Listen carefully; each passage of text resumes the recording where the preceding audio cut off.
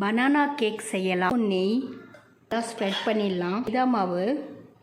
மைதா மாவு சேர்த்துட்டு எல்லா இடத்துலையும் நல்லா ஸ்ப்ரெட் பண்ணி மிக்சிங் பவுலில் 3 வாழைப்பழத்தை சேர்த்துருவோம். நல்லா மசிச்சு விட்டுடலாம். 3 முட்டையை சேர்த்துருவோம். நல்லா பீட் பண்ணிடலாம்.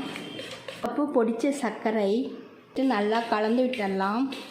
மைதா மாவு, baking powder 1 teaspoon, baking soda 1 teaspoon, refined oil அரை கப்பு நல்லா கலந்து விட்டாச்சு. ரெடி பண்ணி வச்சுருக்கிற கேக் டின்னில் சேர்த்துருவோம். கேக் டின்னில் ஃப்ரீ ஹீட் பண்ணியாச்சு.